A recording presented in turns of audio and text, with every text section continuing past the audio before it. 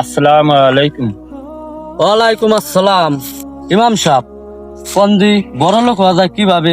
আরে ভাই, তুমি কি বড় লোক হবার চাও? হ্যাঁ, আমি তো বেশ, আমার সম্পত্তি আছে, আরো সম্পত্তি লাগবে আমার। ভাই, তুমি বড় লোক হইতে চাও? বড় লোক যদি হবার চাও তাহলে আল্লাহর ইবাদত করতে হবে, 5 ওয়াক্ত নামাজ পড়তে হবে, আল্লাহকে স্মরণ করতে হবে সব সময়। দূর ভাই, আপনি কি করেন ইমাম সাহেব? মানুষ যদি আপনার ইবাদত করে বড় লোক হইতো তাহলে তো মানুষ এই টাকা পয়সা ছাড়া খালি ইবাদতই করতো। কি করেন আপনি? আরে ভাই, তুমি খালি দুনিয়ার দুনিয়ার সম্পত্তি দেখলা।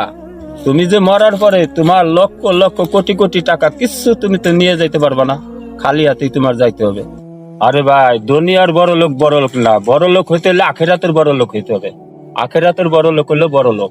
আরে ভাই, গরিব মানুষ বড় লোকের সাথে 500 বছর আগে জান্নাতে যাবে। আরে ভাই, 2 দিনকার দুনিয়ায় এত বড় লোক হইয়া লাভ নাই। আসলে ইমাম সাহেব, আপনি আমার চোখ খুলে দিচ্ছেন। এই 2 দিনকার দুনিয়ায় আসলে এগুলো কিচ্ছু না। আল্লাহ আপনাকে হিদায়াত দান। আমার সামনে দোয়া করবেন ইমাম সাহেব, আমার জন্য দোয়া করেন। আলহামদুলিল্লাহ।